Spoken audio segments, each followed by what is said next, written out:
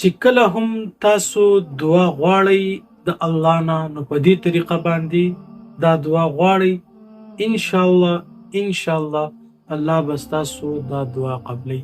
دا بیان لازمي واورئ تر اخره پورې. د الله نه چې سوال کوې نو طریقه یوه دا ده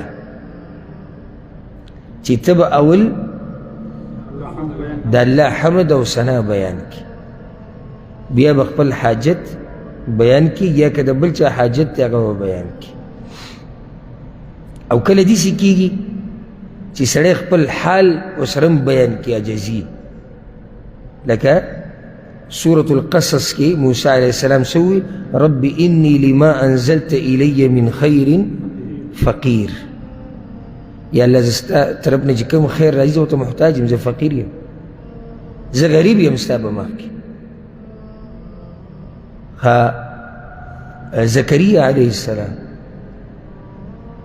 په سورة مریم په ابتدا کې او په سورة آل عمران کې چې دعا یې غوښته نو دقه وی یا الله هډوکي کمزوري شوي دي او سر مې تک سپین شوی دی. ولې دا خبره کوله؟ عجزي الله ته راښکاره کوله. ګوره الله ګوره په دې ډېر خوشحالېږي او دی خوښه ده چې بنده هغه ته خپل عجزي راښکاره کړي. حالانکه الله ته د عجزي معلومه ده، خو الله دا خوښوي چې دا بندې زما په مخ کې ظاهره کړي. نو څه مو خیال دی؟ الله خو به د خپلو بندګانو ډېر مین دی. هغه بندګان چې خالص د هغه بندګي کوي د پیغمبر په طریقه کې، دا خو د الله خاص بندګان دي. خو چې کله دغه بنده بیا الله ته خپل عجزي بیان کړي، ورسره د سترګو نه اوښکې هم لاړې شي، د ده دا دعا به الله نه قبلوي.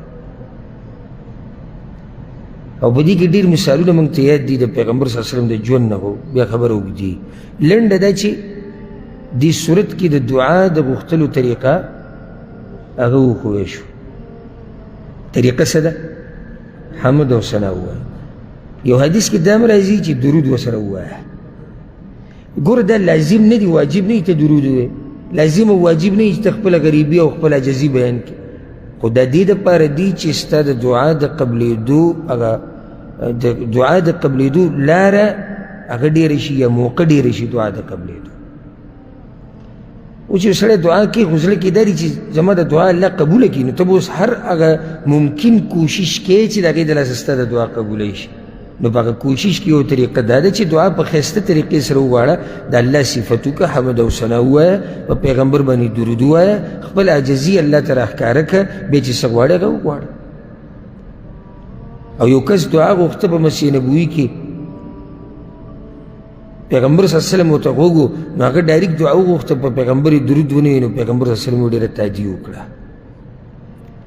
د تادي وکړه وي. بیا چې کله په بله موقع هغه په پیغمبر باندې درود ووایي که نه، پیغمبر صلی الله علیه وسلم ورته وایي اوس چې څه غواړې الله به یې درکړي. او بیا د دې بعضو دا دعاګانې دغه خو پرېږده، حمد او ثنا سیټ ته که، درود سیټ ته که، خپل عجزي راښکاره کول هغه سیټ ته که.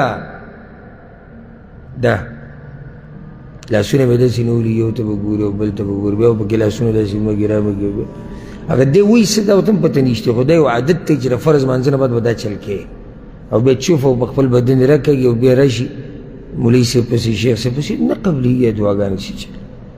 ته به وایي دا ګډ داسې بزرګ دی د دې دعاګانې نه قبلېږي. ستا د دعا د طریقه څه ده؟ دا خو ته بدماشي کوې. ما ته اوس ته ویلي دلته خوا کې د یو کس دوکان دی، او هغه د لمانځه نه بعد د دوکان سم ته به وایي چې بس د دوکان ته تښتي د لمانځه نه بعد، او چې څنګه د لمونځ ختم شي وځي. نو هغه زه یو ورځ زما هم کار و، زه هم ډېر زر ووتم، نو هغه م ووتو، نو هغه دیزې کې زما د مخې د راکې د ګوټ کې بلکل، نو په روان یې لاسونه کړي دعا په روان یې دی او ګوري بلډینګونو ته ویلا رکوع شوی ده، دی به مو وسوي چې الله زما دعاګانې نه قبلوي.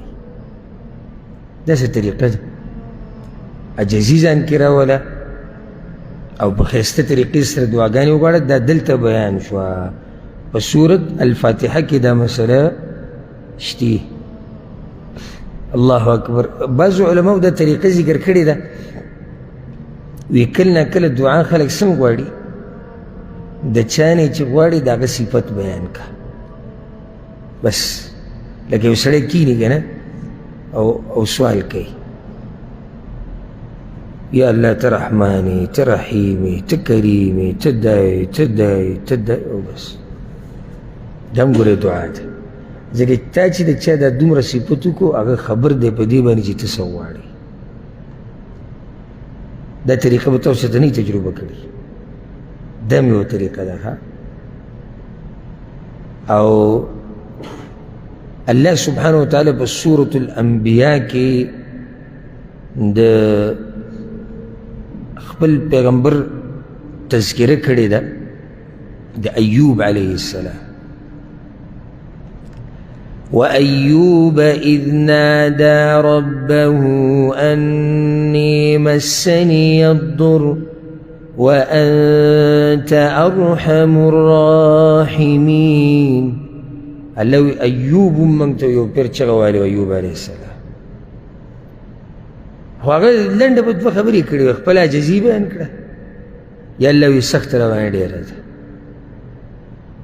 ښه نو ویسه الله ته او وی ته مهربانه او ښه ډېر مهربانه بس فاستجبنا له فكشفنا ما به من ضر الله وي موږ له هغه دعا قبوله کړه اواز یې واورېد رب العالمین خو پوهېږي چې ده په زړه کې څه دي کله دعا داسې غواړي خو ګوره دا راته ووایم یعنې په دې به دا خبره ختمه کړم د دې دعاګانو په باره کې رازونه که معلومول غواړي د داسې کس سره کښېنه چې هغه ډېر دیندار او د دعاګانې ډېرې غواړي هغه به درته داسې ښایسته ښایسته خبرې ډېرې وکړي او که ته په دې کې نه پاتې شوی دعاګانې ډېرې نه غواړي دې ستا به تجربه نشته او نه دغه سړی په دې رسي په دې باندې کښېنه د هغه عالم سره د هغه دینداره ملګري سره چې هغه د الله سره دا مضبوطه رابطه ساتي د دعاګانو دا اوس یو ناشنا طریقه ده چې ته صرف او صرف د الله حمد او ثنا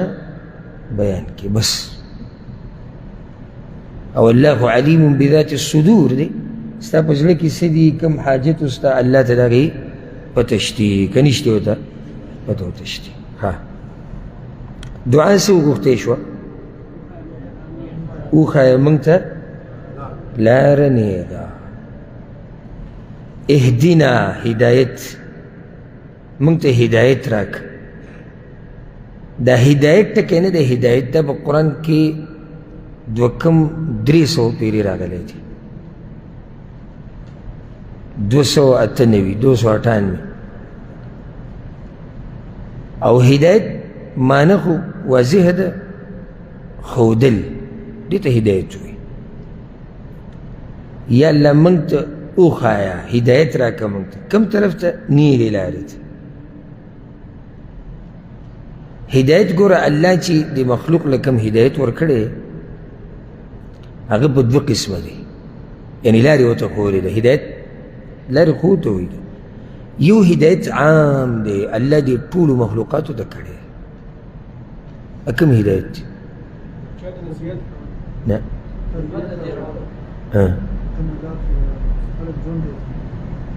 ستا د جواب صحیح دی خو که تعبیر دی ولا صحیح نه هدایت په معنی د دې چې الله ټول مخلوق ته د ژوند د تېرولو طریقه ښودلې ده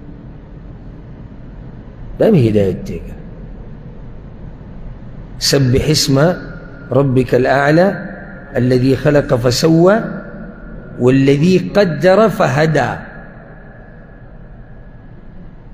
الله غزاد ته چې دا مخلوق ټول پیدا کړی دی فهدا نو بیا ټولو له هدایت ورکړی دی ټول مخلوق له هدایت ورکړی دلته کوم هدایت مراد دی یعنې د ژوند د تېرولو طریقې ټولو ته ښودلې ده دویم هدایت د الله د طرف نه هغه دغه هدایت دی چې خیر لارې م ښولې ده د شر لارې م واضحه کړې ده وهدیناه النجدین الله دوه لارې ښولې دي لار د جنت لار د جهنم بیا د انسان له اختیار هم ورکړی دی چې د الله د اختیار نه لاندې دی چې دې کومه لار خو خیر روان دي شي دیزی کی طلب کیږي چې اهدنا الصراط المستقیم یا الله ما ته وښایه لاره نیغه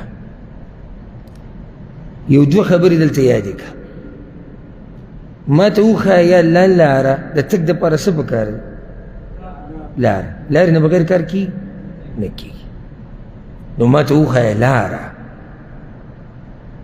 بیا دویمه خبره اهمه ده چې دا لاره راته نیغه وښیه، ځکه که کږه وږی نو بیا هم نقصان دی. نو وښیه ما ته لار، او چې دا لار څه وي نیغه وي. بله خبره، دا سوره فاتحه په مانځه کې پیغمبر صلی الله علیه وسلم هم ویلې ده، صحابه کرامو او څومره نیکان چې وو او دي او وي به ټول یې وایي.